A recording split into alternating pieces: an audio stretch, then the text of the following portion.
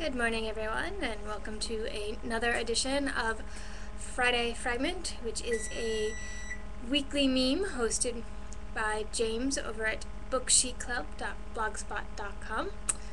And in this meme, we read from a favorite book of ours or a book we're currently reading. Sorry, I'm still kind of waking up. Got coffee.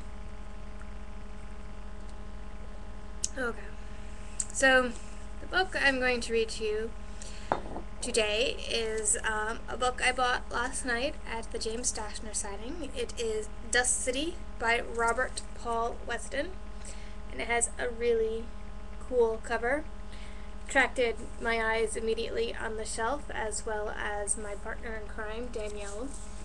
The tagline on the front says, "Who's afraid of the big bad wolf?" And again, got these really cool wolf eyes things going on. But what sold us on the book was the back. When your dad is the wolf who killed Little Red Riding Hood, life is no fairy tale. So, that sounds like a really interesting premise, and we pretty much set the whole signing thinking about this book and wanting to get this book. So, I caved and bought this book because I am a book addict, and I have no willpower. I need a support group. Someone needs to form that, because I'm an addict. I am not good to lead a support group for book addicts. So, anywho, I haven't really started reading this. I actually only read the prologue opening thing. It's not called a prologue, it just says, "Once upon a time," and there's some cool quotes on the side. But, yeah, so this is what I'm going to read to you. It's kind of like a prologue, but it's not called a prologue. Okay, more coffee.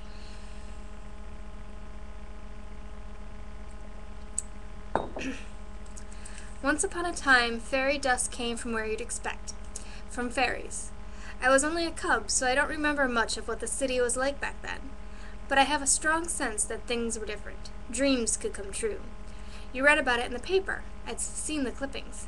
Mrs. L has some of them pinned up in her office. Pauper girl gets a fairy visit.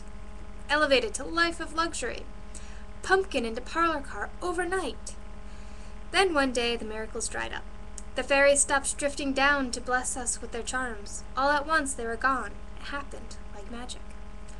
It was months before anyone ventured up to Eden. Back then, there was no road that could take you there.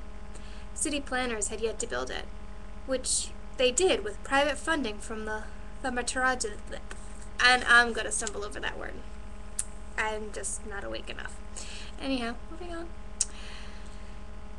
The Empyrean Skyway, they called it, a coiling ribbon of suspended asphalt. When they finally arrived, there was nothing there. Eden was a ghost town. The streets were deserted. The houses looked locked and empty. The fairies, as far as anyone could tell, had abandoned us. It wasn't long before the wealthier hominoids moved up there. There had always been an unofficial division between us and them, but the boundary was never as clear as it became after the fairies vanished. The big thaumaturgical companies took over. Enchantment for all, they promised. They began mining dust runoff from quarries outside the city, magic that had seeped into the land from the fairy days. Thaumaturgical-grade dust was made from actual leftover miracles. They said it was as close to the old-time magic as you could get. Maybe so, but fairy dust from Nimbus or Luster Labs is nothing like the real thing, or so I've been told. To be honest, I'm too young to remember. Apparently fairy dust didn't always come in vials. It wasn't used merely for getting rid of a headache. Once upon a time, it was all about dreams and destiny. With the wave of a wand, old-time magic could look inside you, take stock of your deepest potential, and then make it happen. It was like pressing a fast-forward button on your life.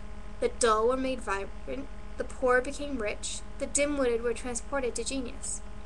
With real fairy dust, whatever the magic saw in your heart was precisely what you became. It was life-changing stuff, and better yet, it stuck. Even the big spells, provided the dust came direct from a fairy, could be permanent. The only permanent effects you can get from today's recycled brands are about the level of basic first aid. You can sew up a gash or shrink a bruise, but not much more. That's all there is these days, low-grade remedies. And there's a ton of them. Toothache fairy dust, headache fairy dust, strength-enhancing fairy dust tranquilizers, fairy dust for numbing nerves, fairy dust for knitting bones, fairy dust to raise self-esteem, fairy dust to lower cholesterol, and on and on. Red, blue, green, yellow, golden, silvery fairy dust. The stuff was everywhere, but it pales in comparison to the old-time magic, or so I'm told. Either way, it doesn't matter to me. I'm holding up for the real deal. I like to think one day the fairies will return to Eden. They'll hoof the thaumatologists out of their fairy palaces, and dreams will start coming true again, the way they did when I was a comb, once upon a time. So that is the start of Dust City by Robert Paul Weston. It's a recent release. I look forward to reading the rest, and I hope you enjoyed my fragment. Tune in next week for another one, and let me know what you're reading. Happy Friday!